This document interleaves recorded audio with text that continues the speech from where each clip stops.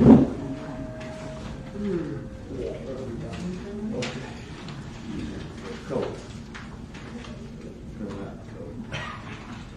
Good morning. This call meeting to order. Today is January 25th. We're here for a regular meeting. We're going to stand for a moment. No, we're not. We're going to ask Brother Glenn to lead us in prayer, and then we're going to say a prayer.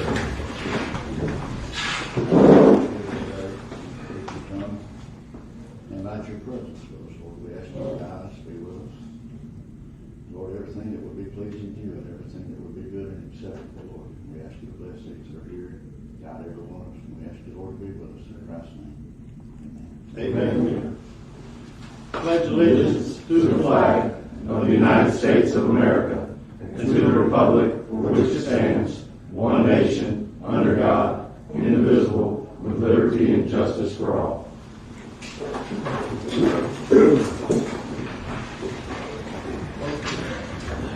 Tammy, call the roll, please. Mayor Cathy? Here. Mr. Pollock? Here. Mr. Smith? Here. Ms. Call? Here. Mr. Keith? Here. Good morning, Bobby. Good morning. Glad you can be with us by phone. Hope everybody's staying safe and well. Well, everybody's fine. I just did a little quarantine right now. I got you. Okay, moving on to our agenda. Citizens' comments. I think the faces I see, everyone knows the routine.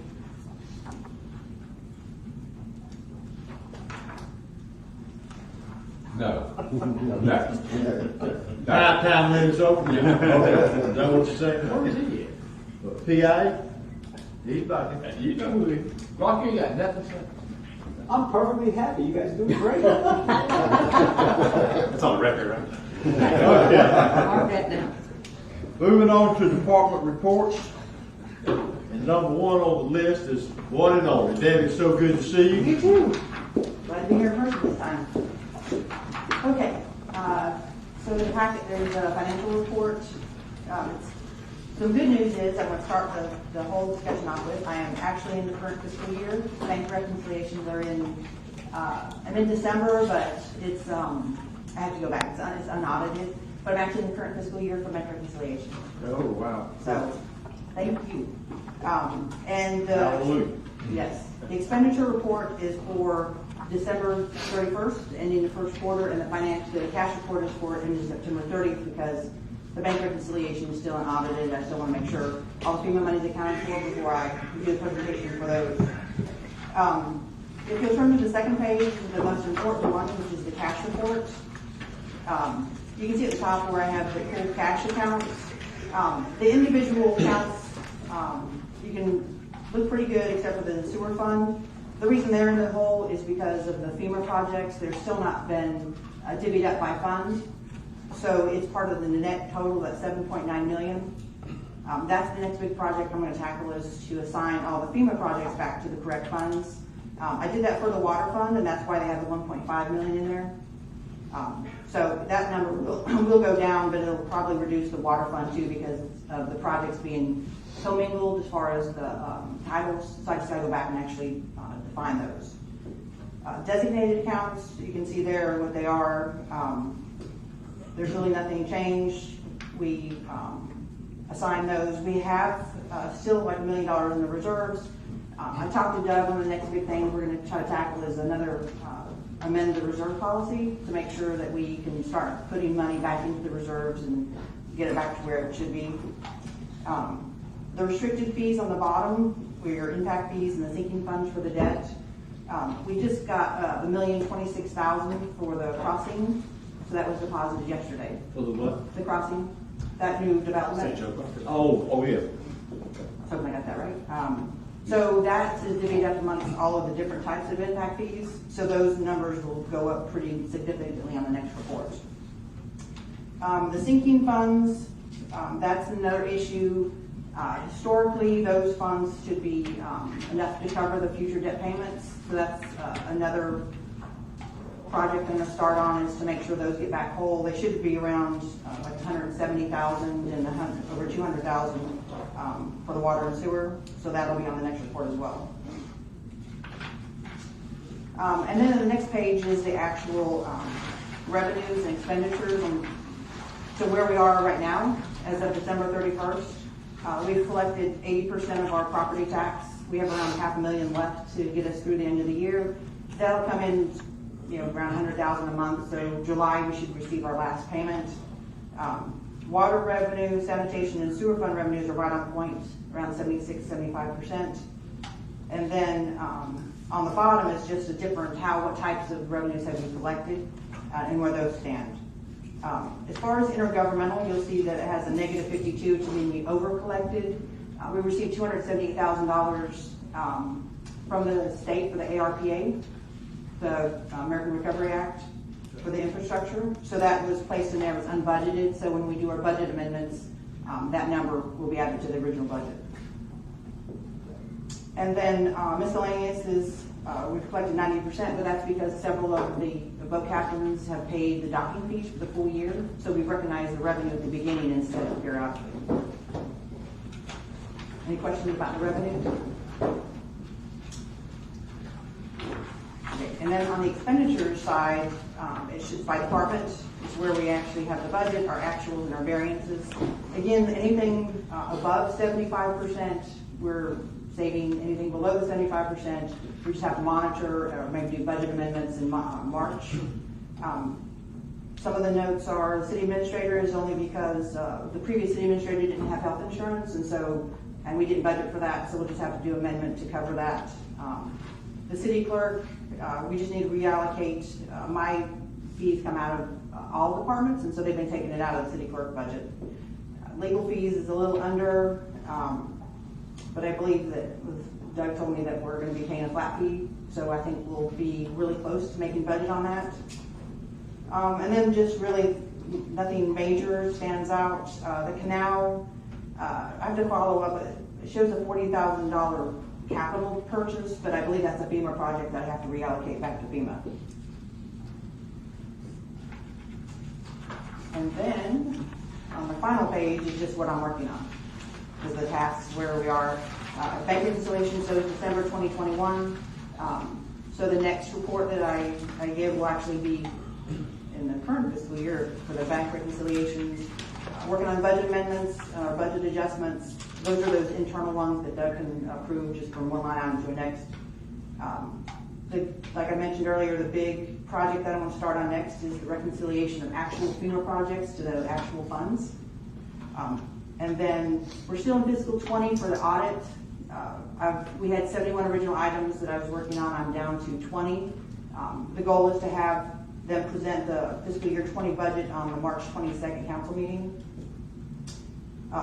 Still trying to, the fiscal 21 year in closing is a work in progress. It'll be something you'll see every month until they actually start working on the audit. I anticipate that audit to start sometime in midsummer. I'd like to have that audit done before we close fiscal year 22. So then we actually will be in, everything will be caught up. And then W-2s and 1099s will be going out this week. Any questions? I'm always available if there is follow-up questions or something. I'll be here all week, and if you want to call me or anything. I got a couple. Okay. Back on page 2. Mm-hmm. Designated accounts, Yes. utility tax fund. Yes. What does that include? That is designated by council from years ago that utility tax collected on utility bills goes in there, and the Duke Energy utility tax, and that was for pier and canal, I believe. I have to pull the original resolution, but I know the majority of it was for the pier. Okay. Pier, I don't think that's been changed. Pier and canal.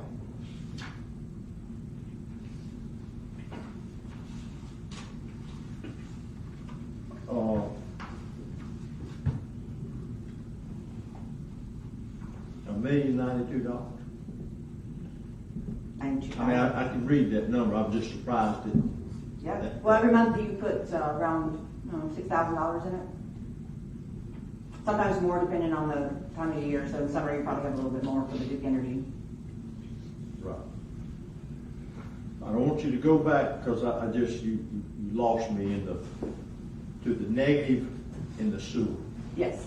So all the money that the projects, the FEMA projects, so I don't want to get the weeds with, so we have previously we didn't have a tracking or a fund that Hurricane Michael projects and reimbursements went in. So now we actually have a Hurricane Michael fund that all these FEMA monies are going back into and all the expenses are being tracked. That Hurricane Michael fund then needs to be reconciled back to the funds for the actual projects. So the water fund, I did that. The sewer fund is next. And then, So you haven't done it No. for sewer, no.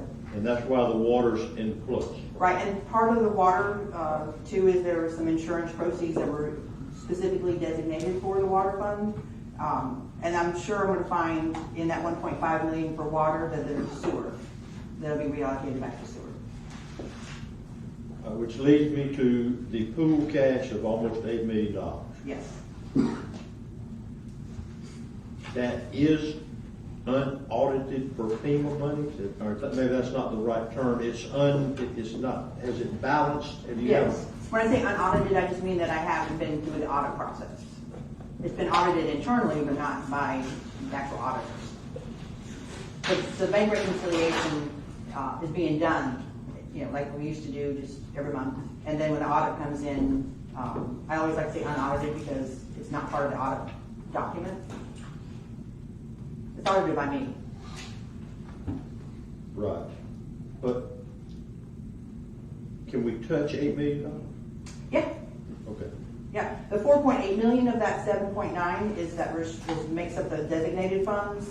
Some of them are designated by council action, so you could only use it for those purposes. But, for the general fund reserves, that's unrestricted as far as you can use it for anything. So it has nothing to do with obligated FEMA funds? No, Nothing, that's totally separate? right, deal. yeah. Okay. And that's the other, as part of that project I was talking about that I want to start tackling, is there's no, fiscal year 19 has it, some of fiscal year 20 has it, but there's nothing in our project system that says exactly what we owe, other than me going to Ryan and saying, how much do we owe? And so that is definitely something that has to be added to the book, so you know your liabilities. I can pretty much, based on conversations in the past, that we have a lot of unfunded liabilities that aren't part of. Well, that's my nothing on here listing any liabilities. It's part of the liabilities that have been taken out of the except for the Hurricane Michael FEMA projects, because I don't know what those are. The 7.9 actually includes all of our. It includes, Right, what we have to September 30th, not FEMA, just regular liabilities. Liabilities. Which we don't have that many. I mean, truly, that are outstanding, not paid. I mean, we probably, except for the garbage truck. Yeah, we have 195,000, so. Is the dredge, what we're gonna pay for the dredge? That's a FEMA project, so I don't have it on the. Okay, I'm gonna digest this and I'll probably. Sure. talk. Yeah, absolutely. And this is the first time we've seen it. I know. It's, Well, and the thing about it too is as far as the budget status goes, those numbers also include the purchase orders. So those are those unfunded, you promised to pay, but you haven't actually received invoices. So those are part of the totals in those. Could you provide them going forward, how you're going to present this going forward to them? The same one. Monthly. one last question. In order to remove ourselves from pool cash, You want to, so if you broke up pool cash, you would have to establish a checking account for each fund. And then you would have to write checks for. what if we wanted to get back to the way we used to do, where we didn't have pool cash? I created pool cash. Yeah, but not, I mean, before I created pool cash? yeah, Oh. no. That where you looked at a budget and you tracked by department. Oh, you did budget status report? Yes. Yeah, we have that. Mr. Smith asked for a copy of it. I can definitely include that part of the backup. I mean, pool cash just makes you smile and want to run out and buy something. No, don't do that. But that's not, I'm trying to be realistic here with, Yeah. okay. So. Status? Yeah, and so maybe it would be helpful too is to do once, and again, once I get the FEMA projects under control as far as what's owed and where you can do it, I can do a cash analysis. So we have $8 million. Well, it's always gonna be skewed as long as FEMA's in the picture. Exactly. Because the monies, big monies flow in and flow out. Right. And on paper, it'll make it look, Even better. Well, I don't know. We owe more than Yeah. we have. Well, But it's not there. But we actually have $1 million coming back in too from FEMA that's, should be in here next month or two. That we've already paid out, so. status report, that's always helpful to me to see Yeah, where you run down the list and see where you standing, and it keeps our department heads on track. okay, I'll do that. I can print them over Keeps our there. administrator on track. It keeps a lot of people. Oh, there's a copy. Well, I have that and maintain that as well, for departments. We definitely provide you a copy of that. I just didn't know. Well, I if just you- hadn't seen it. You didn't need, I didn't know if you got Hadn't down the seen it in weeds a like long, that. hadn't seen it in a long time. Well, she just got to a point where she could I provide that to understand, us. that's why I asked her. I didn't know So- you. so I will be- I didn't know we had it. So I will be monitoring that going forward with the department directors, and then we can I'd like to present it see you it guys. quarterly occasion. Yes, sir. I don't have to have it monthly. Understood. Okay, so the next. Not a problem. I I have, know the wheel won't fall off the car. No, If she's driving the car, I know it won't fall off the car. I'll have a copy over In to a short Fred period Benjamin. of time. We were very happy to get that. I She bet. was here this week, so. Questions? Debbie, thank you. Okay, thank you.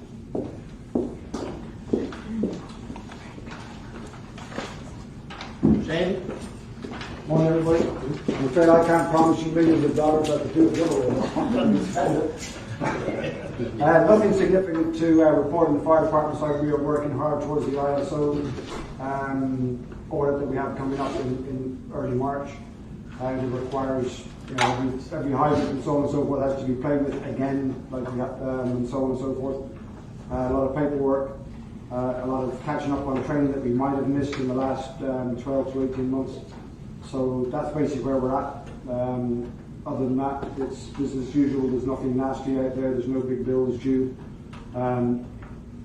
Maintenance is maintenance, and as far as I'm You aware, say that after what the report that was just given. yeah. Well, I mean, I'm not being told that I spent too much money, so I'm hoping I haven't spent too much money, which is left. I understand. So, She left because you were coming. Exactly. Hopefully, we as, and this is by no means I'm knocking anybody, but hopefully we as directors or department heads will get to see it too, so we know where we're at. Because I know it's been difficult for everybody to work towards our budgets when we haven't been able to see them, but we understand exactly why. So it's great to be back in that situation again, and kudos to all those in accounts. But as far as the fire department is concerned, there is nothing significant other than ISO, and that is, as we all know, is a big thing. We're hoping to get us down the point, which will be good for everybody. It just requires a lot of paperwork, so we should endeavour to do that. If anyone has any more questions. Thank you. Do you think it's really good to let them know how much money they got? Sandy? I don't. Only if we're dealing with monopoly money. I believe I spent less than I'm obligated to the best of my ability. Unless y'all got any questions, it's been a good month so far. It's been quiet. No charts, no Martin press. didn't give you anything? No, Martin didn't give me nothing today. It's been a nice month so far. All right, well, we'll leave it at that then. Questions? Anybody? All right. Thank you, Mike. All right, do we have a building department? Yes, sir. There you are. You back there, you lower the seat, Danny. How you this morning? Good. I hope everybody's doing great. Yes, sir. This is the abbreviated report. And you can take kind of your own assumptions where the trend is. It's like some were up, some were down. Total valuations is up a little bit. I think the general trend is just that we did a lot more commercial projects with higher valuations than the residential, a little bump in the residential. And I've got Justin with me. He's pretty much takes care of the IT for us. If you have any questions that would be more detailed. So our goal was to show year over year, Mr. Mayor, how we stacked up and to show the work of the building department as they move forward. And as you can see, their projects are continuing to rise. What is One Stop? That's like a permit that doesn't require a plan review, like a re-roof, final siding, windows, things like that. They can walk in and get a permit. Gotcha.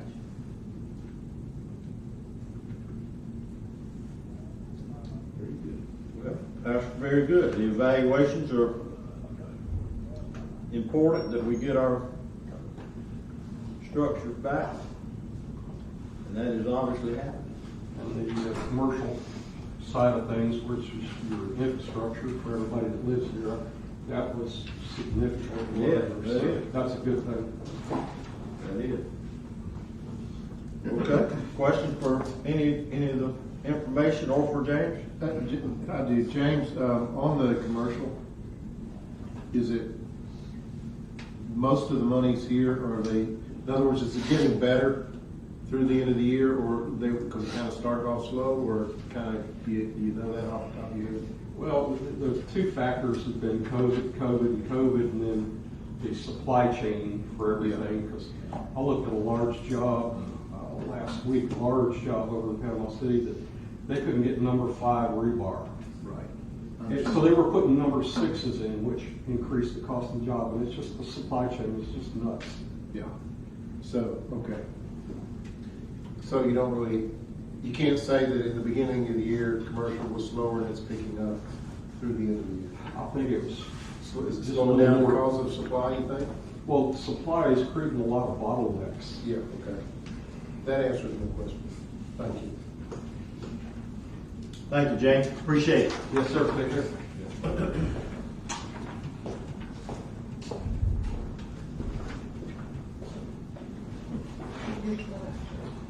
Okay.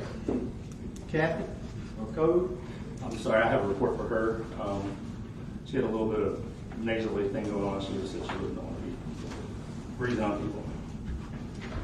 So she pulled the report for the boat launch, the funds that we collected for the boat launch last year, as well as the daily pass, yearly pass, and violations collected. $25,287 is what she's taking care of. We hope to increase that number this year. Our credit card machine is moving along quickly. We are going to get that starting to get installed. The pads getting ready to go in. So I think that should help increase our revenues, as well as what we're going to drive to our website for yearly passes and things of that nature. So I think that number could do nothing but increase. We won't get as many of those IOUs written inside that box. But also an update, Miramar. If you've driven by Miramar, those two townhomes are coming down right now, being removed. That was a job well done by code enforcement, staying on top of that, as well as the Pier Road Townhouse and God's House, we call it. We received, Ryan got notice yesterday that we got the extension to cover the cost for that new FEMA. So I talked to Mark Harrison this morning. He's going to get the estimates going to remove those two properties. So we'll be able to move forward with that. We were worried whether or not we were going to get an extension. Ryan stayed after it, got it done, and we are. So we're going to move forward with taking those two down. But other than that, that's all I have to report on code enforcement. Amazing. Red tape. 14 months? Yeah. So they gave us till the end of the year. We'll be gone sooner than that. They are taking the 2 houses from Miramar down. He's letting all of them way down. So it is full of load.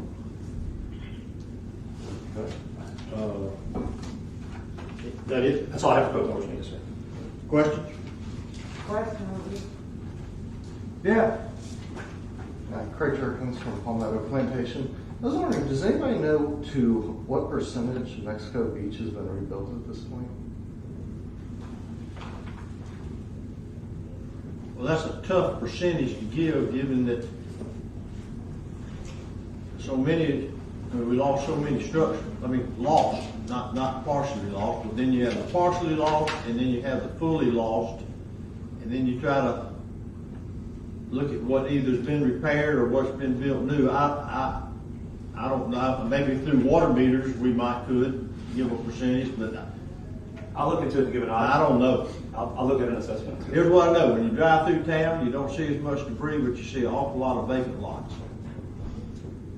So, A lot of construction equipment too.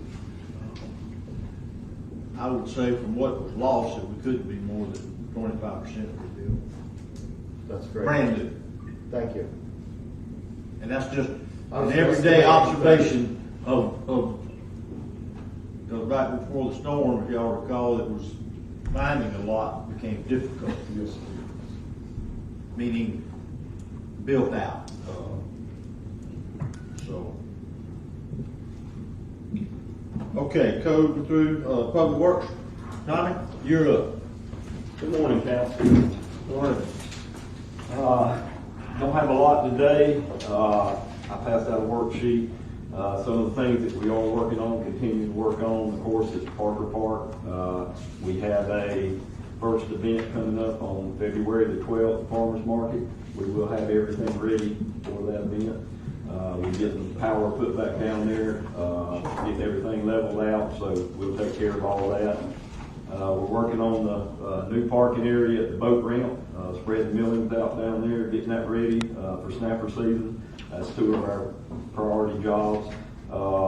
Just want to let everyone know that in the past 2 weeks, we've had a tremendous amount of employees out with COVID. I want to put a big shout out to my public works people. They have stepped up and went on the trash truck. We've had up to three or four people at one time out on that trash truck, and the public works employees has went over, got on that truck and maintained picking up garbage throughout the city. So that's one reason that I don't have a lot on my worksheet. We've been catching up on other people's work. I'm happy to say that we've got 3 of the COVID people are back to work now. They're doing good.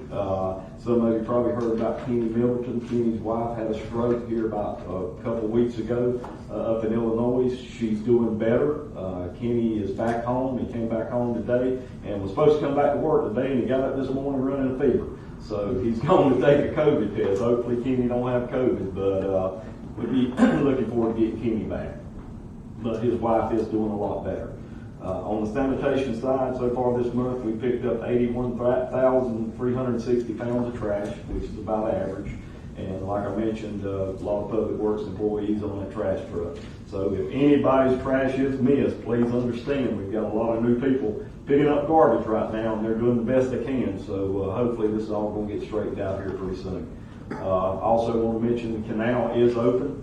We sanded over again week before last. Troy and Nick had dredge issues. They've done a lot of pump packing. They got the dredge back working. We've got the canal back open. We'll start working hopefully to get that west side dredge back out, so it'll help with us. But it's just been one thing after another. Even Troy had COVID here a couple of weeks ago, so we've been fighting a lot of sickness.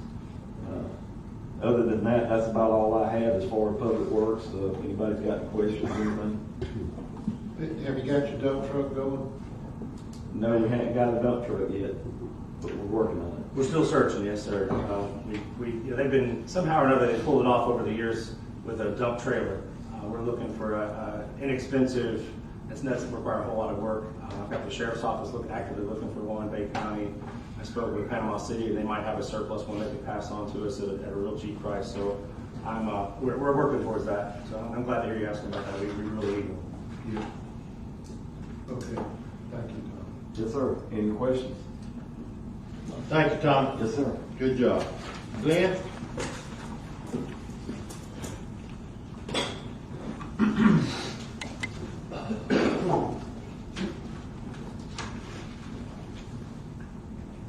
Good morning. Morning. My name is Steve. We're trying to evaluate our lift stations citywide. Make necessary repairs, had some success in it. As of today, we don't have any auxiliary pumps in service. Amazing. We're looking, we can continue to move forward with that. No word from DEP on the revised consent order. We're still working to bring customers up to compliance. Backflow preventers. Don't really have anything else. I wonder if any of you have a question for me. If I could add one thing, what he's talking about with the lift stations, we have, almost 40, right, 30? 26 lift stations. We're working on a program where they can touch them each day. We're trying to get to a point where we're not just reactive, we're trying to be proactive with our program and our maintenance. And just so you know, that could save us quite a bit of money by keeping those active and not having to get to the point where we don't have to rent a pump to put on it. If we can touch them each day, I think we'll run into a lot less problems. So we're trying to, and kudos to Glenn and his team. They're really trying to be ahead of the game as opposed to what do we do next. So that's kudos to those guys. Glenn, as long as people turn the faucet handle over, the water comes out, you're doing good. We're in the shower, right? That's right. That's how around here we gauge what you do. Good job. Thank you. All right, Mr. Dewberry, you up, Dave? Yes, sir. How are you doing? Good. How are you doing? Doing great. We are actively in design for Under the Palms Park, the bathroom, and then the bathroom at 8th Street. We've got the fees from the architect for Park to Park, so I can get Doug a proposal to start doing some of the FEMA repairs on that. The permit applications for the jetty, the city assigned, so we've sent that back and into the respective agencies to get that process underway. You're talking about the east and west, east jetty. Okay. And you asked at the last meeting, they're extending the east jetty about 150 feet. I saw the drawing. It's just been a while since I've seen that. Doug sent that out, and I get people, they hear these meetings, we talk about east and west jetty, I get asked, well, what are you doing there? Well, what I'm thinking, I don't know, a year ago I could have told you, I can't remember that. So I appreciate that, yeah. I saw that on the drawing. Okay, good. Other than that, just working with Doug and Tommy and Ryan to keep Highgate moving and future plans for the boat ramp or the boat slips, stuff like that. Okay. Questions? Our project list is narrowing down. We're fixing to get that. Okay, thank you, Dave. Appreciate it. Hey guys. Ryan, good morning. Good morning. Judge stole my thunder, my number one. I was very excited about telling you guys God's house. Sorry, we done that. Sorry. No, again. I gave you credit. Oh my gosh, that one was such a crazy, long journey that I've been here for all of them. So, yeah, so I was very excited about that. We got the time extension, so we can do that work and get it reimbursed. So, good news there to start. Also, I told you guys previously we had amendment requests submitted for the stormwater project and the dredge machine. Those moved forward a step, which they still have several steps to get through before we get to approval, but it's a good sign, shows they're actually reviewing it, and we didn't have any questions when they moved forward, so that was good. That seems like, in my mind, it's a good sign. We still have, again, a couple of levels of review to go through, but always nice to get through a level and not have to do any RFI responses or anything like that. Phase 2 dredge coordination, we're still doing that. And I've had several conversations with the state officials trying to get them just queued up to start processing reimbursement requests for us, because I know this is going to be a big project for us and it's all going to come really quick, and we're going to want to process those reimbursements, get that money back as quick as we can. So they've heard it from me probably a dozen times now, so hopefully they're squared away, and I told them that's a really important one for us to try to get that reimbursement process all the way through. On the municipal complex, talked about last time that FEMA was saying they were going to issue a determination memo. They did issue that determination memo, granting us $3.3 million. We've had a lot of discussions in the state, or with the state since then, and I think, in talking with the state, they think that we have a good case to appeal it. They think FEMA has not applied their own guidance properly, and for me, it's really important to hear that from the state, because they're the ones who ultimately have to go in with us to appeal a project. So that's something I think we're considering right now. The thing that I want to kind of impart to you guys is that what will happen here is This project, because they issued a determination memo, they will keep moving this project through the queue as is with that $3.3 million. Now, kind of, if you can imagine it, there's two parallel paths that can happen here. One, we can decide that we want to appeal and that project will keep moving, and we will get a chance for it to go as it steps through those FEMA queue processes to do what we did for something similar to what we did for the jetties, where we tried to prove to FEMA that through a benefit cost analysis that this is a cost-effective thing for us to do to relocate. So that gives us an opportunity to try to get to the relocation with more money through that path. We can also at the same time be appealing to try to get it through the previous path, and if we win that, it will grant us additional dollars. And then the other thing that's almost another path is that we have that CDBG-DR application that we submitted probably 6-8 months ago, something like that, that's also to try to contribute more funding to the police fire station. So I say all that to say that the determination memo to $3.3 million was not what we wanted to see. We think we deserve more than that, and I think it's going to take more than that to build the project. But we do have some alternatives to keep pushing forward, so all hope is not lost. So we're going to keep working with Doug to try to kind of work through these different paths, probably address some of them in parallel, and hopefully we'll have good news for you at the end of the day when it comes to police fire. So I know normally I just complete my whole report. I know that this is a different sort of, I guess, process that you guys have seen or heard me talk about before. So I wanted to be here in case you guys have any questions or anything about that. Or if you want to think about it and ask me another time, you can certainly do that as well.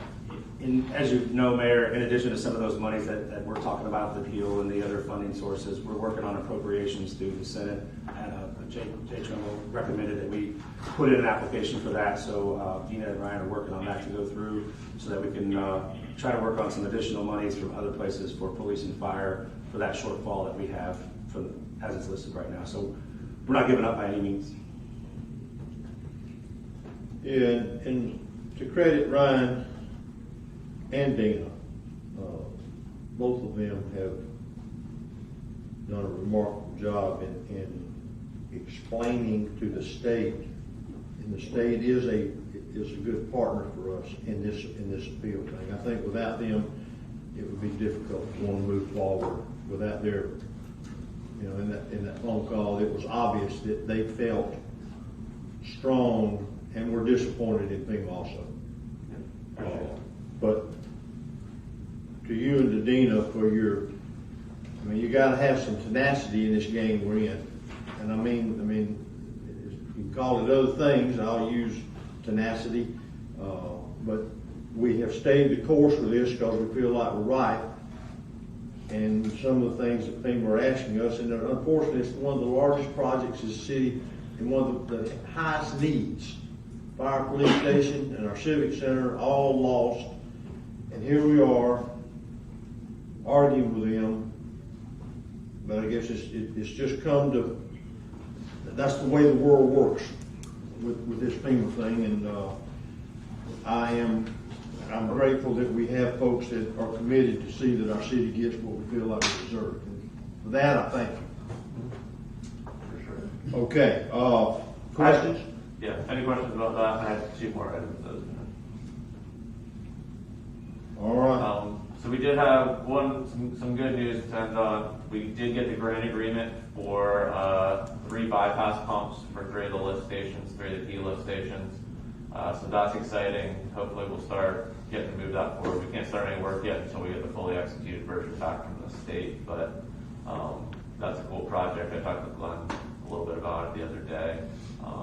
And we'll get moving forward with that. And then also been working with Tommy on this FDP grant we got to do revegetation work over on 8th Street Canal in their area. And they're almost to the point where they're getting ready to purchase some plants to get planted in over there. So that's a nice little, very small project compared to all the other ones, but a little beautification. Ryan, I guess the canal and the fire police have sort of been consumed with trying to keep up with that stormwater. Yeah. You know, they run these cameras, they did a massive layout of, is that the stormwater that you're referencing here? Yes, that's that. That's the We same submitted project. an amendment, and the way that process, to remind you kind of how that played out, is that, yeah, when FEMA was obligating that project, they recognized that we're not able to go through and see all the damage that had probably been done from the storm. So they wrote into the project that we could do this video inspection, which is what David and company did. But as part of that, they basically said, listen, because we don't know what that's going to be, we can't write it into the scope. So you guys are going to have to submit an amendment once you've done all that video inspection and know what the damages were. And then we'll come back and take it and presumably give you guys the funding to do that work. So they of course, the reason they ask us to do this is because they want to make sure, they're not just going to say, yeah, once you do the video inspection, do whatever you want. They want to make sure that they see it and review it all and all that. So that's where we're at with that. It has to do with the bid that we did also, right? Yeah. We bid that out. Yeah, doing the bid was what kind of helped us understand how much it was going to cost to do all that work. Okay, questions? Ryan, thanks, appreciate it. Mr. Davis, where's pump station 9, 11, and 13, which one is it? I think there's one of them on 7th, I think. Yeah, that's one. That's fine, I just want to know where the 3 was. They said it was maintenance, I don't remember. I can send Glenn the lat longs and he can tell you. Garrett had them identified. I know it's I think I just want to make sure you knew that we had a share on that as well. I think it's somewhere around $50-something thousand is our portion that we're going to have to pay through infrastructure. So we're trying to figure out that through impact fees or something to cover that portion. But we're trying to move it forward right now.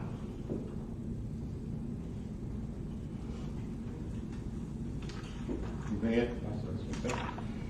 All right, moving to regular agenda. Doug? Yes, sir. That's you. Yes, sir.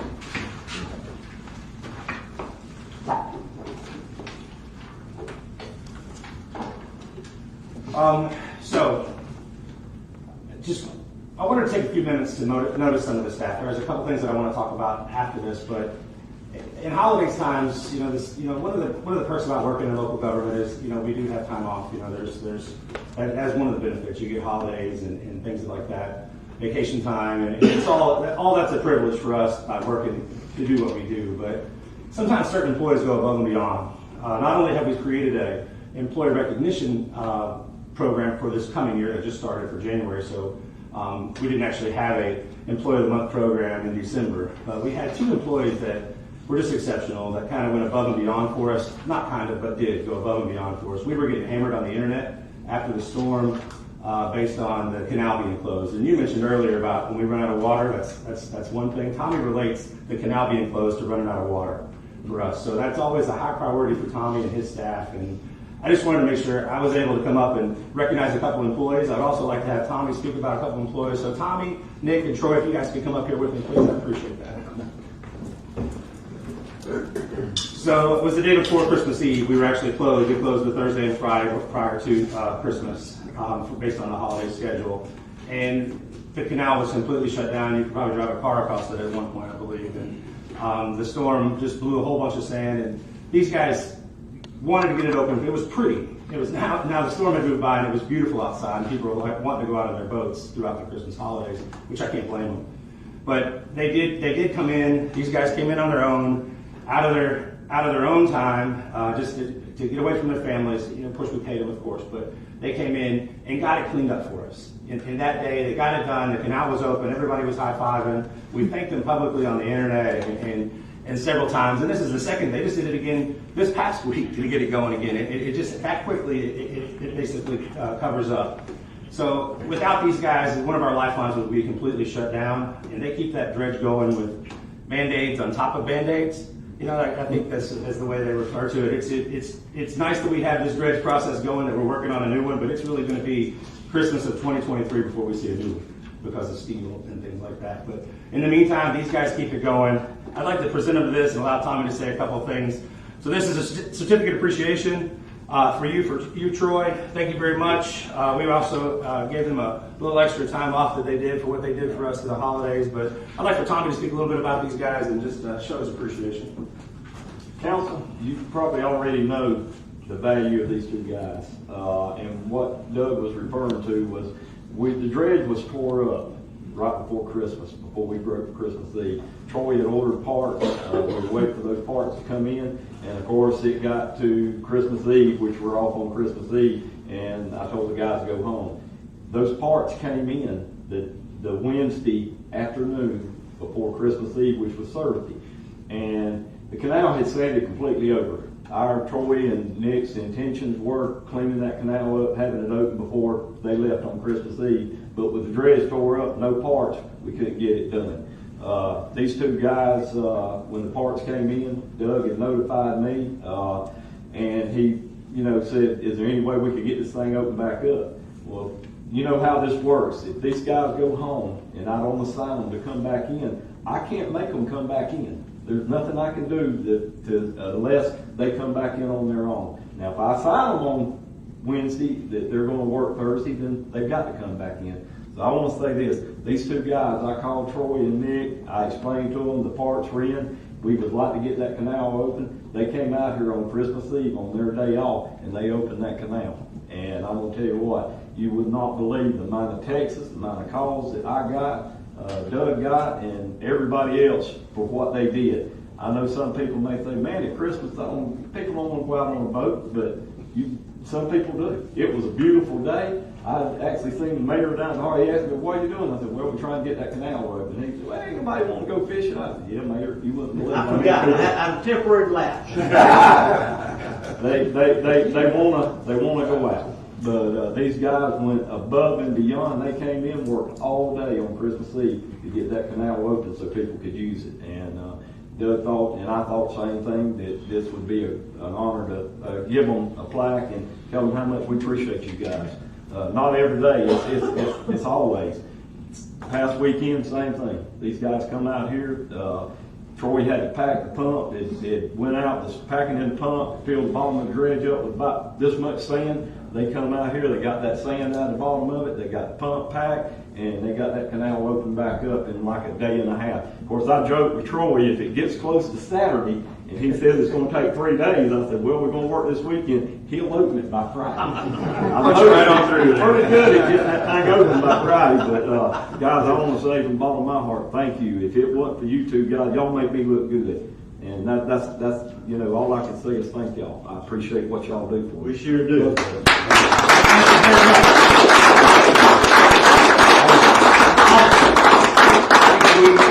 A picture with you real quick, with the council, a picture with everybody? Sure. If they just come around the side maybe or something over there, see a picture, just jump in there with these guys.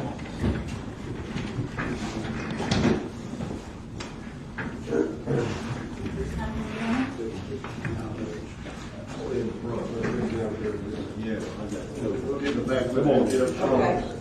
Come on, come on, guys. Troy, move in just a little bit. Act like you like it, it's all right.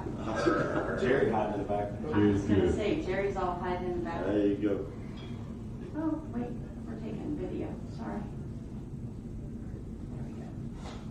We're looking good. There we go. All right. Thank you. Thanks. Thank you, guys. Appreciate it. Tommy told them they were in trouble. They had to be. Yeah. Thank y'all. We appreciate it. Just one last thing, but I thank you guys for doing that and recognizing them. I just wanted to make sure that you know, going forward, we're going to do an Employee of the Month program as well as an Employee of the Year. One of the goals that I had to come here was to make sure we recognize the staff and for all their hard work. So you'll be seeing that as we go forward. We've all said we have good folks. That's right. Indication of just how much how true that is. A lot of places that wouldn't happen. Okay. Thank you for doing that. And reigniting that program. Yes, sir. All right, moving on. Number 2. City Attorney. Clint, what you got for us here? Yes, Mayor and Council. If you look at the attachment to the agenda, this is the easement agreement for Duke Energy to run power to the new cell tower. I've reviewed it legally, it's a very standard easement agreement, and it's staff recommendation that you guys, if you vote to accept this, we will need a motion and a vote. Okay. Once we get this thing energized, they can take down the other one in the back parking lot as well, so that'll be not the big one, but the temporary one. So there's no power, I mean, they haven't done anything without this evening, because I know they're not gonna touch anything after without. They got it to me the night before the last council meeting, and I couldn't bring it to you like that, so. All right, well, I think the drawing and Ordery, but it was good. gives clarity of what you have to do to get power to the tower, so. I just came out, Daryl, I didn't believe it. It showed you used to listen to Earth, Wind, and Fire. Just happened, so. All right, so the chair will entertain either a discussion or a motion to accept approve the easement agreement. I'll make a motion if no discussion that we approve the Duke Energy easement agreement. We have a motion and a second. Any discussion? Tammy, call the roll, please. Mayor Kathy, Yes. Mr. Pollock, Yes. Mr. Smith, Yes. Ms. Call, Yes. Mr. Key. Yes. Okay. We'll handle that and we'll get All right, that. we'll get that to Duke and they can get us some power and we'll take that thing down in the yard. Now, how will that work? Who's gonna take that down? They will, the company that installed the new one comes back They- and they- disassembles it. Yes, sir. They have to fix our pole barn in the back as well, that Sandy has, that he built. It Right. has a hole for the guide wire to go through, they'll fix all that as well. Okay. So Clint, we're good with that? Yes, sir. All right. All right, moving on. Number 3. Vehicle policy, this one is me, sir. This is not the recreational, this is the RV policy, RV policy, not the vehicle policy. There's 2 of them in this video. I apologize for not getting this to you in advance related to the RV, but it's been kind of a fluid process and it had to happen very quickly. I went through a process in my mind of how we would get moving forward after you guys had voted on that last ordinance to remove any RVs going forward. So we had some outcry from the residents of some help that they were requiring to get moving forward a little bit forward, and you guys had recommended that I come back with a policy internally that removes the council from this situation altogether. So this would be an internal city policy administered by me that would, our staff would be able to move forward with a plan. So the long and short of this plan, so this is our format for our policies, is why it's there in this kind of format. It's open for discussion. If you come up with a different way that you'd like me to do something, I'd be glad to take direction on that. But my recommendation is, the long and short, if the owner of the property immediately before Hurricane Michael and is still the existing owner who lost primary or secondary home during Hurricane Michael would qualify for this. So this is only for people that had property before the storm and still own that property now that want to rebuild. The other thing that would be a requirement here is they had to be in vertical construction. So not clearing lots, not laying a pad with rebar or whatever. They have to be going up, going vertical to allow them to have an RV on that property at that point. So that's going to be a prerequisite for them to apply for this process. The permit will be the same permit that we used before. We'll continue to issue those ones, those big red ones. They'll be put on the RV so that you can see them from the street and we can identify them quickly when we're going around and checking them, as you'll see in this policy. The other thing that's identified is substantial progress. They're going to have to continually be moving up. If all of a sudden, there's supply chain issues and something happens and it stops for 3 months, we're going to have a problem. They're going to need to remove that RV and then come back later to go from that point. So they have to continually show substantial progress. So they can't just stop and go fishing for a while and that kind of thing. So we're keeping it moving forward. The permitting. My recommendation is that the permit only be valid, they would have up until April the 29th. So the effective date would be, permits will be issued up until Friday, April 29th, 2022. That's approximately 90 days. It's a little bit longer than 90 days from today going forward to come in and apply for a permit if they're going vertical they own the property prior to and still own it, they would be eligible to get a permit to have the RV there while they're rebuilding. My recommendation is that permit would cost $250 a month. So they would pay the fee to the city monthly by the 20th of every month. We'll bill a separate bill, not their water bill, but a separate bill go out, not through EPCI, through the city. The city will maintain this process. Our staff will check it.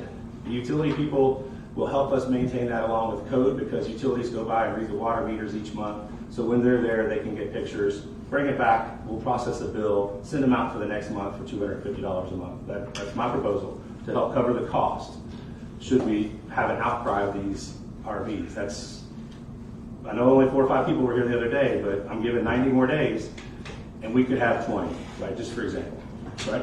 So I'm asking for $250 a month be added to that. They pay that monthly. They must maintain vertical construction to allow them to continue having an RV on the property.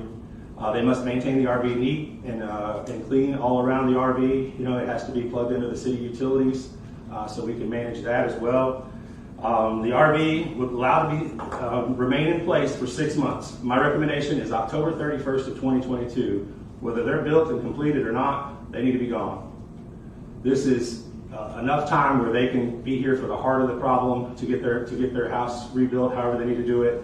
But as of October 31st, I believe it's a Monday, they would all be gone, unless you own the property and had it plugged in but not using it to live in, if that makes sense. So I'm open for any questions. The city management administrator reserves the right to modify this policy as deemed necessary. If I have an issue with one, if somebody doesn't pay their money on time, they have to get the RV out, or we're going to get it out for them. Code enforcement is going to monitor this, as well as the utility department and the sheriff's office will be checking them as well. So I believe it's a sound policy. It allows the city council to appease some folks that have been harmed by the storm that were here speaking last time, and any other ones. It gives us a path forward where we can actually recoup some costs to cover it, and I believe that we can manage the policy as written, sir.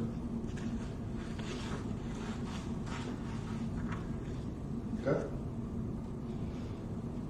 Well, that's what we asked for. We asked, we voted to end the camper/RV issue that we're having in town, and so we asked for a policy. Now it's up to us to give him some feedback. Go right ahead. So $250 a month is for every month that they're building, and whether it takes 6 months or a year? No, it could only up until October 31st. So if they put an RV there tomorrow, they could actually get almost 9 months worth of $250 a month. But if they didn't get it till like April 29th, they could only get 6 months of that, $250 a month. October 31st, my recommendation is they're gone. And that's 9 months longer than what you guys voted last week. So you're adding on 9 months, basically. What about those people that were and still property owners that just for some financial reason can't start building? I mean, to me, it would seem like, I don't know how you could tell those people that they couldn't because of the deadline when they can't literally start doing it yet. So, I mean, I know that you can make this really difficult if you really wanted to, and I'm not trying to do that, but those are just two things that pop out in my mind that, My thought process behind that, sorry to interrupt you, was that by that time, at the end of October 31st, we would have some motels available.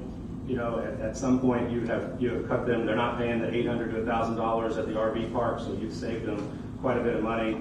If they weren't able to get their permit by April 29th, they would have to figure out somewhere else to stay while they're rebuilding their house, like you guys voted last time. I'm open for time frame discussions, whatever I'm at the will of you guys. Just remember, you can't go back. If I set it at October 31st and all of a sudden 95 people want to rebuild their RV, maybe we vote to extend it or something. But if you go too long, you can't go backwards. So you have to keep it within reason, and then extenuating circumstances, maybe, I don't know. But I wrote it where that would be the final day.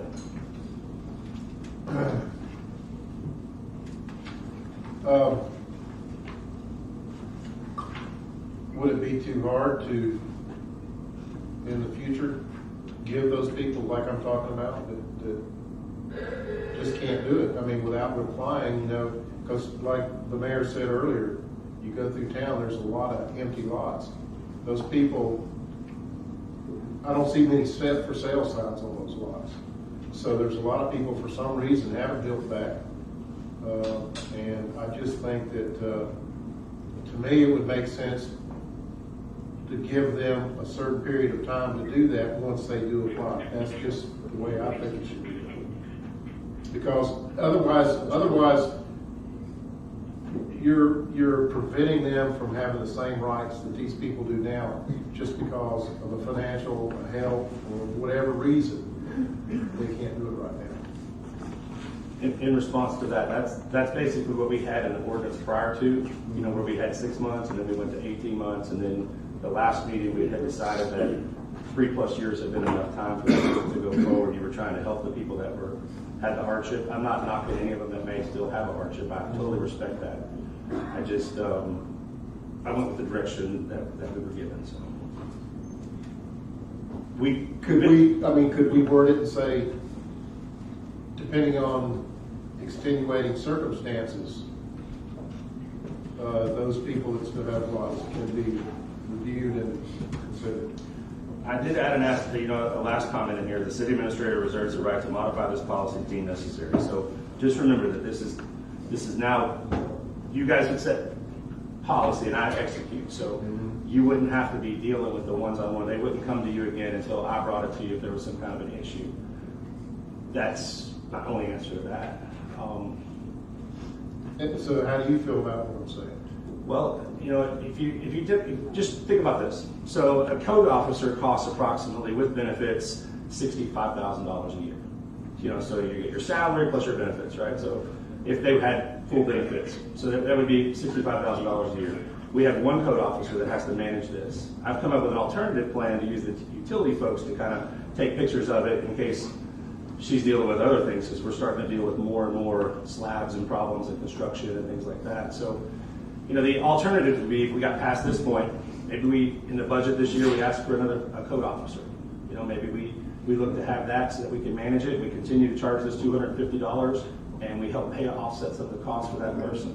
So somewhere, your hat gets too many hats you're wearing, and your cart gets too full. Tommy tells me that about some of his staff. Their carts are really full, and they're trying to do as much as they can. So at some point, you have to either add another code officer to manage it, or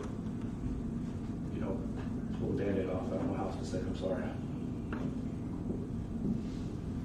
But that's the cost if you have. Anybody else? Yes, sir.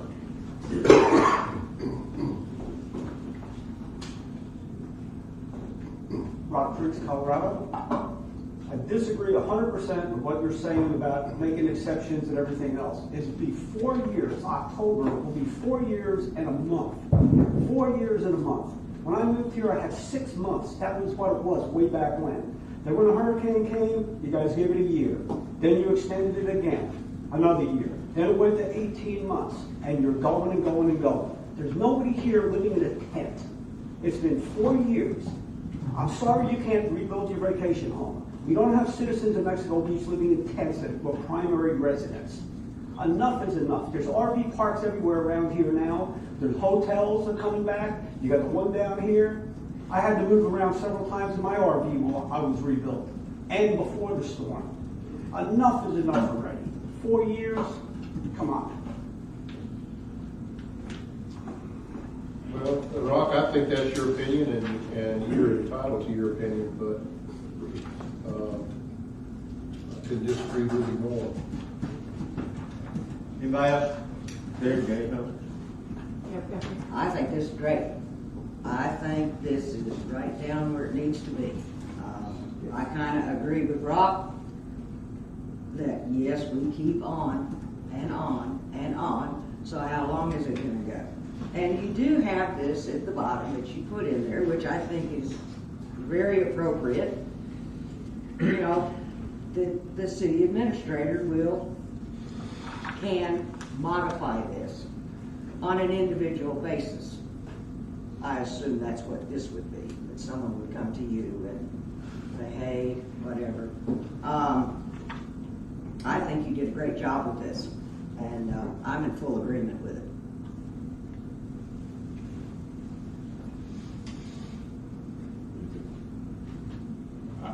I got a couple things. I think it's a good one too, Sheriff. And Darrell, I'm not disagreeing with you, and I'm going to help these people as much as we can too. But if you think about it, like Rock said, it'd be 4 years. Do we give them 6 more months? We have to have a cutoff date. Everything has to have a cutoff date. I mean, we don't have to. And I think that's very sufficient. 4 years and a month. If you hadn't tried to rebuild, or maybe if they can start, they'll at least have it by then then they can get in, then they can move the camper by then. I'm rebuilding my house and I'm paying well over $1,000 a month rent. And the RV parks is $750, I think, to $850. I think that you really did good for trying to help. If we're trying to help, that's what you're doing. You're trying to help these people. I just wish you'd have got this to us Friday or Saturday, and we could have went over a little bit better, and I could have thought a little bit more. And the effective date, that's 6 months after that date. That's sort of what we had in mind to start with after April. That's just about May, and that's going to be our beach season. I agree with you. I think this is, I'd like to change a few things, but that bottom sentence down there is what made me really think about this go on. The city administrator reserves the right, and you'll hash out the problem, and if you need to come to us, and we'll go from there. It's like I'd give Darrell some people time to, if they've had something to go to you and you bring it to us, I think that'd be, to me, that's fair enough. And I think October 31st, that's wintertime and snowbird treat. I think it's a good policy. I appreciate you. Spending the time. I wish you would, guys. Sorry about I was going to say, but I understand. I was working on it this morning as well, so I apologize for that. Bobby, do you have any comments? Assuming you have seen this? I have not seen that. I've been listening good about it. Okay. I have talked to Doug a little bit about it. We are giving people a chance. That's what they said before. They didn't have a chance to do something. From what I see of it, I agree that Doug would, let's do it. Okay. Got it. And I'm the same way. I mean, the only thing that concerns me is, from the city administrator's hat, is that if we start finding that we just make exceptions and you bring them to us, I hope you are careful what you put before us. I mean, if we're going to do this, then what Sharon said, I just want us to be at this time, if we want to have the city that we say that we want, and those folks that are wanting to do some construction, let's help them out. But after that, I think once we write it down, and it's okay to have that sentence as long as it's used with discretion. That's right. Okay, now for a policy, it just requires, are we satisfied that the written form that it's in is good enough? Have you seen? I haven't seen it, but I've listened. I mean, it's nothing more than an internal policy. Correct. It's not an ordinance, it's not a resolution. It's a policy. Is that, by all, I sort of have to think about this because I've been conditioned to deal with resolutions for so long. Thank you for not making it a resolution. No, sir.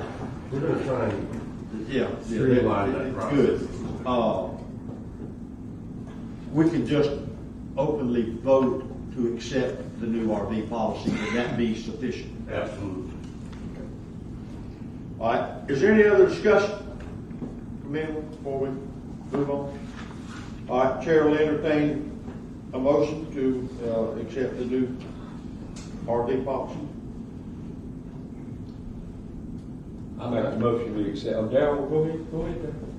Can we at least, I mean, how hard would it be to get the property owners address and send them a letter saying, hey, as of so-and-so, if you're gonna do it, you got a short fuse? I mean, can we at least do that? Are you talking about the ones that are currently in process? The ones that haven't started, I think, all the ones that have empty lots. The slabs, because a lot of those people, maybe kind If of. I missed one, I would run into a problem if I missed somebody. I believe this is a public forum that notified people. And I agree. If I send one out and I miss this call or somebody, then I. Okay, I understand, that makes sense. No, sir. Okay. I make a motion we accept the RV policy. Second. Send it to. We have a motion and a second. Any further discussion? Call the roll, please. Mayor Kathy? Yes. Mr. Pollock? Yes. Mr. Smith? Yes. Ms. Call? Yes. Mr. Key? No. Okay. Vehicle policy number 4. Also about. Excuse me, before we leave this, will a short version or a condensed, fully understood version of this be put on our website? Yes, sir. There's a link, there's a tab that we'll put it on there. Julie will get that on there, so it's public. Okay, go ahead. The next item is the vehicle policy. This was not in your packet as well, and I apologize, but the changes, it's more of a housekeeping issue that I just want to show you. On page 2, so this does not deal with any employees that are on call. So a utilities person takes the utility truck home for the weekend, when he's on call, has to come back. It does not address those folks. This basically addresses somebody like myself, and that's why I'm bringing this policy to you guys. So the audit kind of looked at some of our policies, and this was one that was highlighted from Debbie that said we need to update that because we have people that have taken home cars that didn't used to ever in the past. So we needed to add this section on page 2. It's in bold and italics. It identifies the take-home policy and identifies currently we have the city administrator, the public works director, code enforcement officer, and fire chief that take home a city-owned vehicle. We are on call as well. If there's any kind of issue, we have to report no matter what. The IRS states that you have to pay a certain fee for mileage or a flat rate of $1.50 per trip. We're addressing that internally with Clint on how we're going to go forward with that. But we need to just do a housekeeping on our policies, an internal policy that identifies the cars that we have to take home currently. Utility services, as I spoke, is not on this list because they share it. A different person takes it all the time.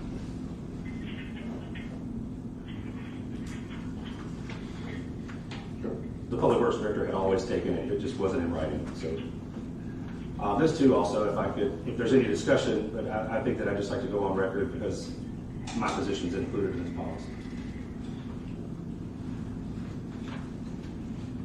Okay, we have a portion, you can, like I said, it's outlined, I guess now we're just identifying, you're right, we never did that before, that's all we do. We're identifying the people that we, as a council, recognize are authorized, if you would, to drive a city vehicle to and from work. And I want to speak to what has been an issue in the past, and it's an issue for me. It remains an issue for me. This policy does not identify if someone lives in Tallahassee. It doesn't identify where they live, how far they live, and what the city is responsible for. So when we thought of this, if we're going to now do that, then I think there has to be some parameters involved with what we're going to approve. The only caveat to that is, for example, in my position, it says I have to live within 1 hour based on my job description. So That is there for mine. The other one, Tommy's, is not. The fire chief is a. Well, I'm saying they're not on there. Understood. They're not on I'd be glad to add that within reason. I could put a mile number on it. there. I think it has to be. 50 miles, 75 miles. I think. I don't know what the number is. I know we got into discussion. The storm changed some of that. Used to, the administrator had to live in the city. But we changed that. Well, we didn't enforce it. Understand. With our, I believe 50 miles would be appropriate based on the current people that are using it. I mean, if you wanted to say 75, you could, but we could limit it to 50 miles each way. That's just one way, I mean, that's. Each way, yes. I think if that's what. well, there needs to be something. I'm not gonna sit here, I mean, we can discuss that, what we would like to see in here. But I think there should definitely be some parameters under which we approve how far someone can drive the city vehicle for personal use, or to and from work. So I'll make the correction. The following designated positions are required to take home vehicles. In parentheses, it'll say within 50-mile radius, and then below it will say. If that's agreeable, is that? That's my recommendation. Is that agreeable? Is that agreeable? Is that agreeable? All right, well, then we need to make that change. I will, yes, sir. It'll be, and then I'll update it on the site as well. Bobby, did you hear that? Yeah. Okay. Do you have a comment about it? If I remember, the sheriff's department used to park their vehicles that lived in Gulf County and our sheriff's office. I don't know whether they had a distance or if they had it just outside the county or what. Do y'all recall that? That would be their policy, I believe. Bobby, there's been so many vehicle policies, it's fairly common. I don't recall specifically that one, but I think you were here back when there were some very, internally, meaning Mexico Beach discussed what was being allowed, who could have a vehicle, where they lived, on and on and on. But I don't recall specifically the Gulf County using or parking their vehicles here in the county line or in our city. I don't recall that. Okay, well, I thought I did. Okay. Now, are we talking about people that's on call or just people going back and forth? Did you hear Doug earlier? If you're on call, this does not, technically these positions are on call, but they're not assigned on call weekend work, but they technically, in the case of an emergency, they're on call. That probably didn't answer anything, did it? No. So there's salary level employees that can't get the additional 2 hours when you have to report for an emergency, so that's what differentiates those folks from the utility service. Did you hear that, Bob? I couldn't, you're breaking up. Okay. The short answer is yes. Okay, on call.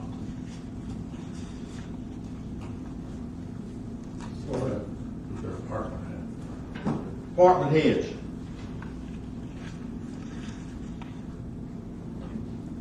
Okay. Y'all keep talking. Okay, all right, okay. We're gonna add, well, you don't have the policy anyway, so, you don't have it to look at. No. Okay. No, I don't. Okay. I want all this information in my box, so do Yes, sir. Okay, but all we're gonna do is add a 50-mile radius one way, which covers, so that it's identified in the policy. I just want to make sure you understood what we were doing. All right, we have we agreed that the 50, that if we add that, then we're good with the policy. All right, so do we have a motion to accept the policy with that one addition? I'll make a motion, we accept the policy with the condition that we put a 50-mile radius. I'll second. Okay, we have a motion and a second. Call the roll, please. Mayor Kathy? Yes. Mr. Pollak? Yes. Mr. Smith? Yes. Ms. Call? Yes. Mr. Key? Yes. Okay. Moving on. 5, Doug, let you. Project list. All right, so I'll go over some of them that staff have talked about. If you have any questions, we can go further. One question for the council would be the way the staff reports are presented. You know, we rotate them to the front, to the back, and like I steal thunder sometimes if I go first or they go first. I was wondering if it would please the council that maybe we break up all the staff reports each meeting as to be, I don't have to have all 8 of them present each time. Maybe we could rotate where there maybe 4 come one meeting and 4 come the other meeting unless they've got something on the agenda. I'd like to look into that as an option. Unless you like the way it is, I'll leave it alone 100%. I just didn't know if I had to have them come in and present every time, or a lot of times I cover what they go over in the project list sometimes, or if they could be available to answer questions if you had that question for them. Just thought maybe it might help you with the speed of the process. So something to think about. I just thought Let's talk about that. As the chair, I've changed it to alternate because I was concerned that there were people that came here for a specific item and they didn't need to sit through 8 reports to be able to hear their agenda item. I also feel the same way about these people that they don't need to sit here they have work to do, they have things to do.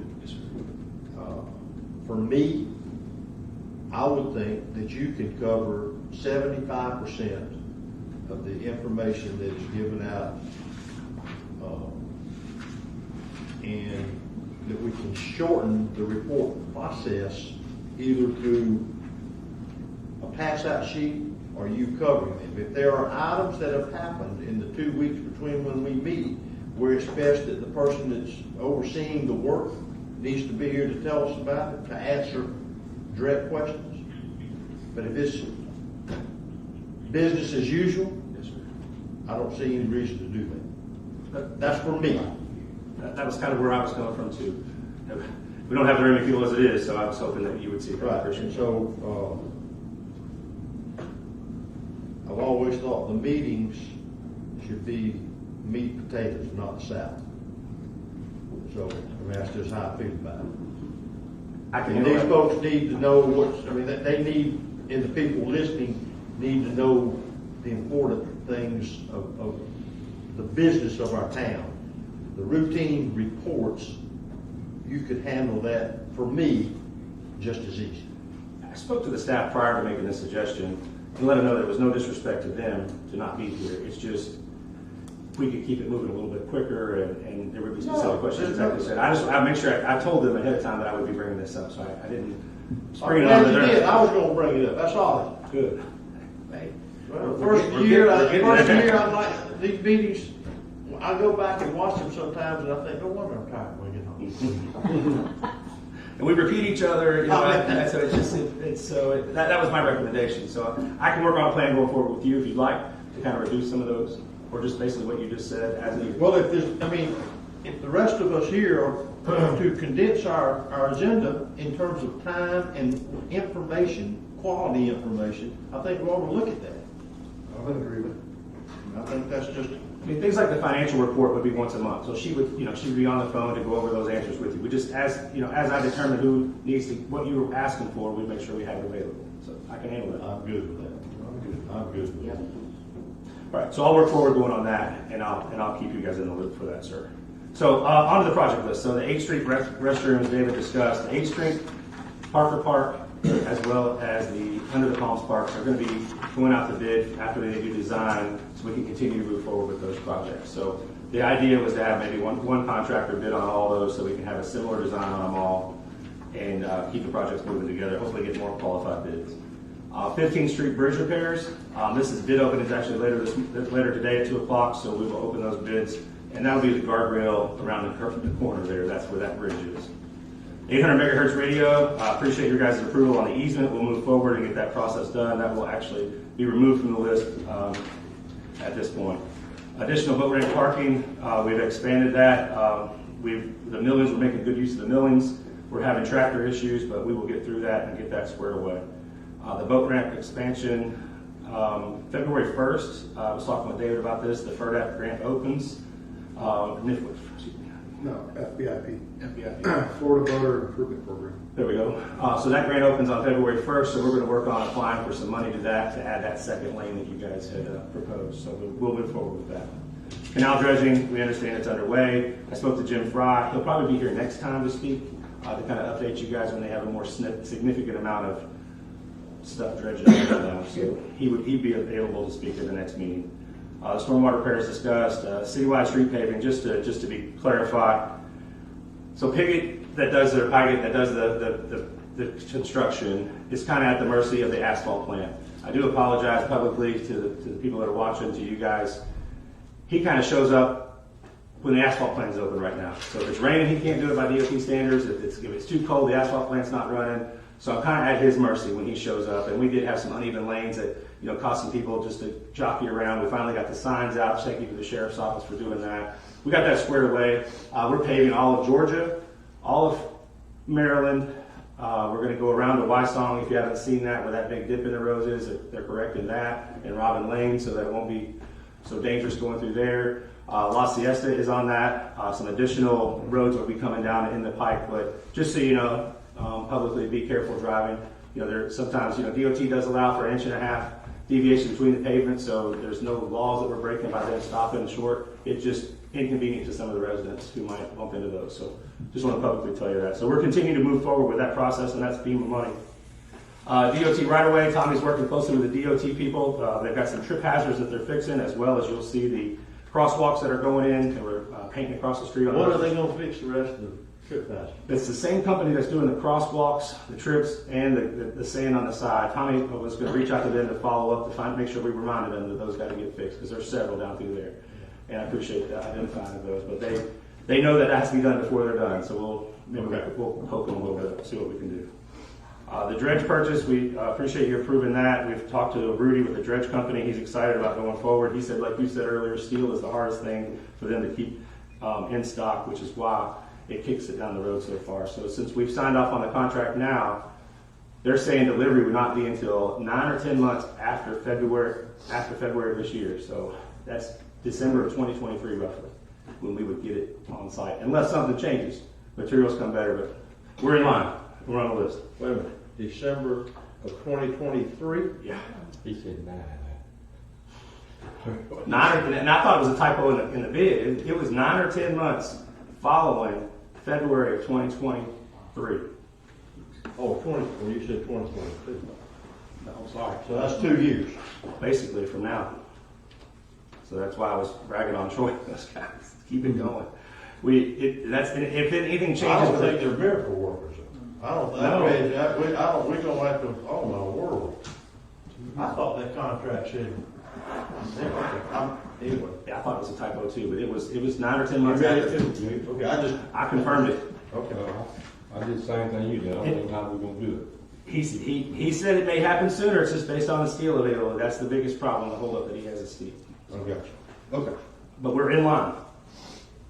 The jetty we discussed earlier. Manhole covers, it's out to bid again. We didn't get any bids last time. Hopefully we get some bids this time. We've had a lot more interest asking for the packets, but we had that as well last time. The next one is the marina, boat ramp, pavilions, and fish cleaning stations. We're waiting back from DEP at the pavilion to get back to us. They had a 10-day waiting period so that they can start back. North Florida will be back to start working on the pavilion one. The Canal Park Pavilion on the Canal Park Road. As soon as the DEP approves that, David's working with those folks. We also have the fish cleaning station as well as the pavilion over there at the boat ramp. The tin for the roof should be in this week. I've forwarded to each of you guys the progress that they're going to work. I actually reached out to Jamie and Jonathan from North Florida to kind of discuss some items with them to kind of get back on track a little bit more, because spring break's coming. People are going to start coming down here more, and that needs to be a little closer to being completed.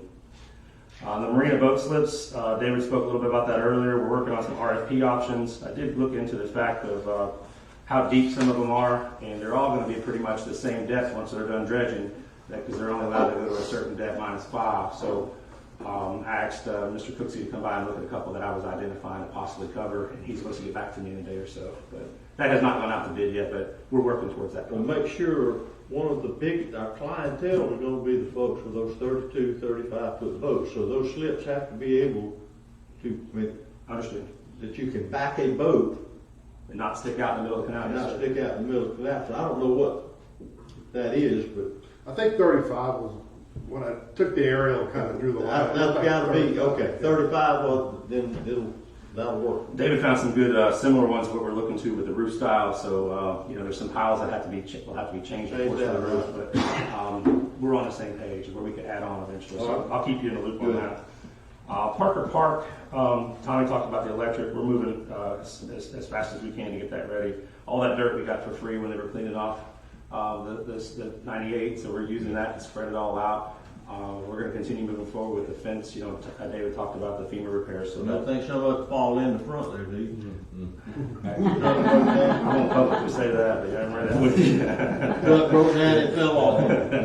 We should have left it in there after the storm, didn't we?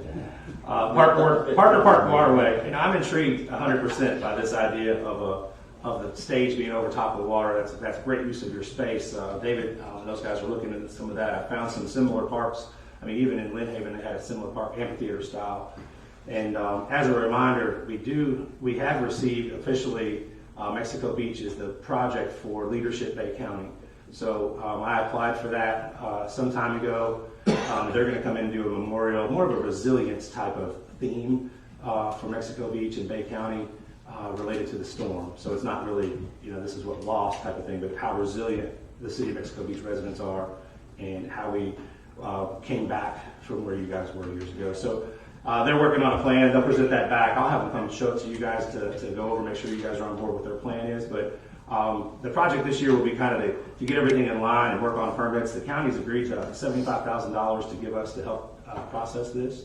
And that's in addition to whatever the Leadership Bay County approves. So that's free money, and they'll help maintain it. We provide the land, they provide the money. So there'll be some kind of memorial or something, something going forward. I don't have an answer for you yet, but that's coming our way. So that's nice. Pickleball courts are underway.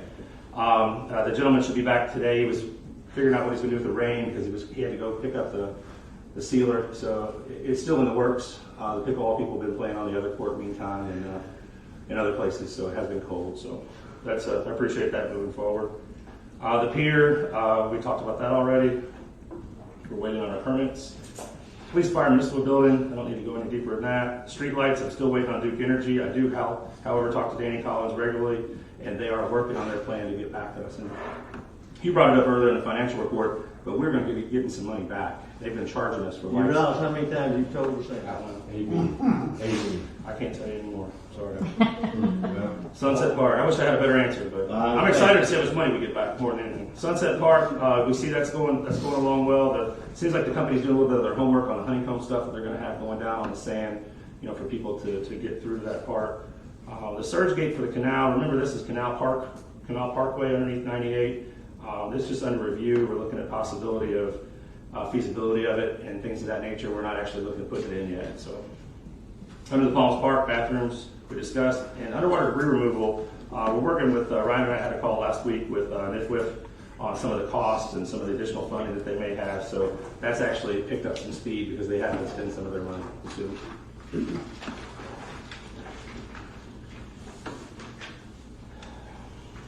That's all I got on the projects. I do have a couple announcements. We got another.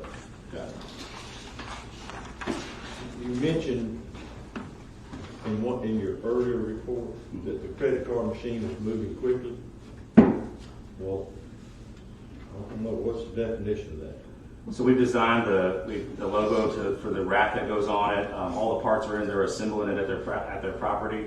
Tommy has set up, they need to form in the other piece of the sidewalk they're going to fix on 98 with the credit card machine where it's going to go in so we can order one truck and fill in that concrete. That's where it's laid out? Yes, sir. Right there. That's where it's going to go in between. David helped drew up where we were going to put that so that it didn't interfere with future. So what's the expected date?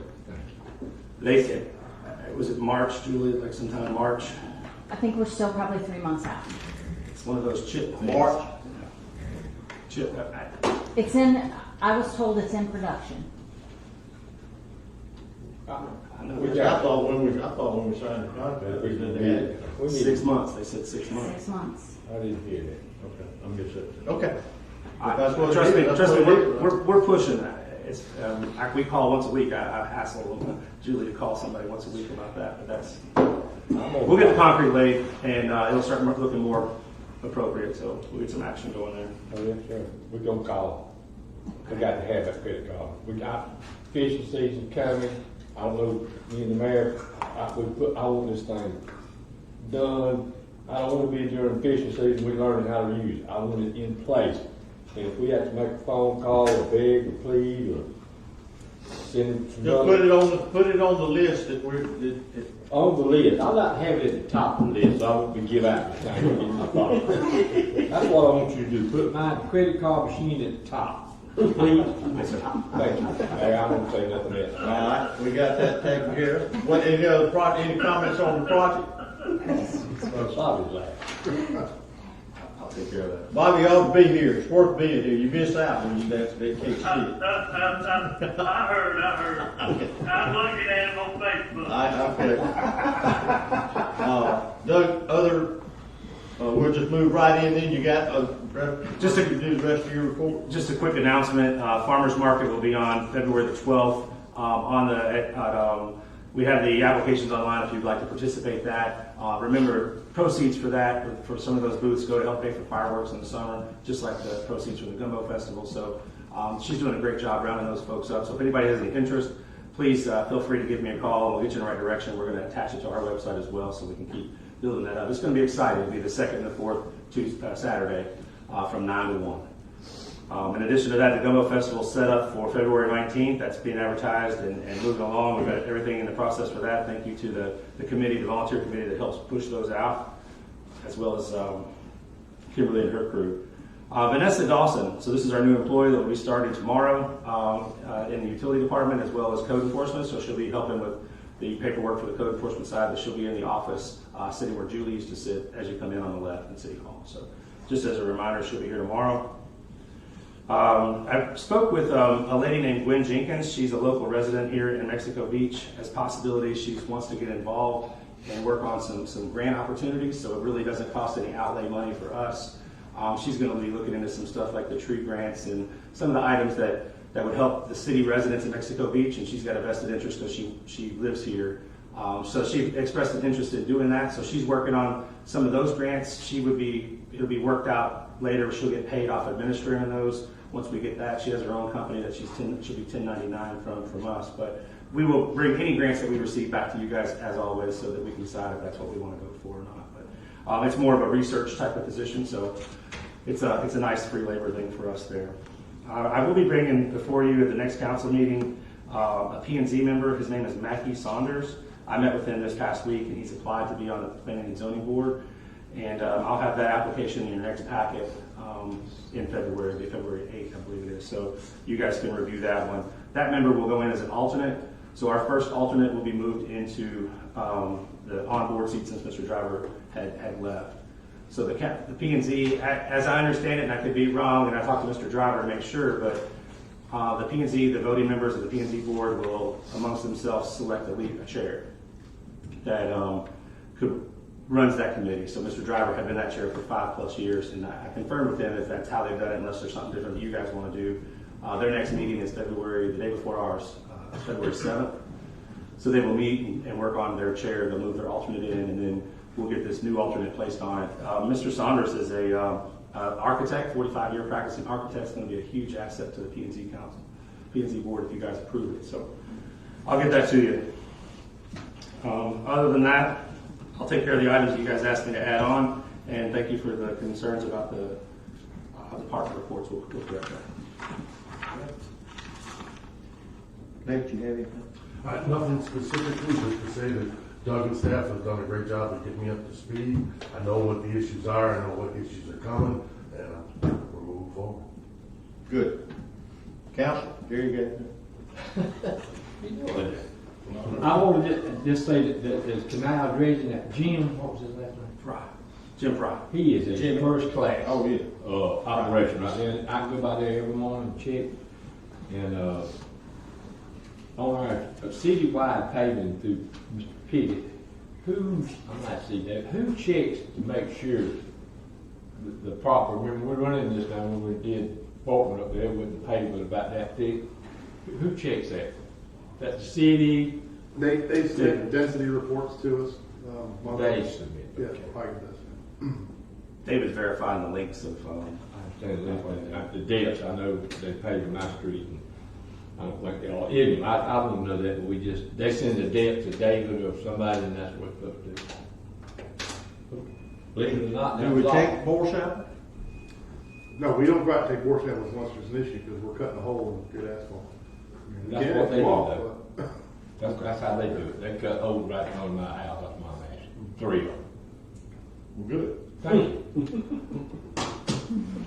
Well, you know where stickers are. It's not thick, right? That's why I want to, I was thinking they're riding along and somebody back there's got like a stick with a nail on it. Is that what they're doing? no, they cut a hole in 6 inches. Well, they do measure that. Okay. That's one way I've seen them do that. Yeah, That nail is so long, Yeah. and it hits that bottom, Yeah. but that's not like a bore sample. Bore No, sample where no, they I actually didn't, cut but holes. that's what they're doing, I saw. I think if they do that, there's a guy actually on the truck doing that. Right. Yeah. Well, the guy on the spreader had a stick or something like you're saying, and as they're laying it down, because some humps, and you actually got more asphalt in some areas and less because of the way the road's uneven. So it's really difficult. They would have to go way over budget to make sure that every thin spot had appropriate amount, because you don't want that road to continue doing this. So you're leveling it as you go. So you got more and you got less than what's dictated as what you're supposed to put out. Say if it's 1.5 inches, they're checking it on the spreader before they ever roll it. I did have a list of several spots that I thought there were some inconsistent spots. So I walked through. I have some spots that I noticed that were a And little they got uneven. a couple of mailboxes, I know, on Darrell Road, so And he lives on Georgia. They gave Cree money to get her an email. Well, they're not gonna raise- they took it out, man. She's tickled, I'm not, I gotta put it up. They did some signs. They took some signs out too. So What you got, Rock? Hey Doug, did I miss, you were talking about 15th Street, the first turn, the bridge? Yes, sir. Sidewalk there? No, so that's a different project. We did put in for appropriation money to have a footbridge go around the side of 15th Street. This was just actually to repair the guardrails and some of the How's that structure. other one come? I mean, that's, in the summertime when kids come from that combo. Bad spot. Yes, Oh, that's terrible. We're working on that. We did make the list, and Jerry sits on that board for TPO, and we did make the list for this year. So it looked very promising. So it's nice to have it on the map. Thank you. Yes, sir. Sherry, you got anything? Yes, sir. Motion for adjournment. Bobby does that. Bobby, you got anything? Thank you. No, I'm good. All right. Stay safe. See you, Bob. Motion for adjournment? Yeah. So moved. There you go.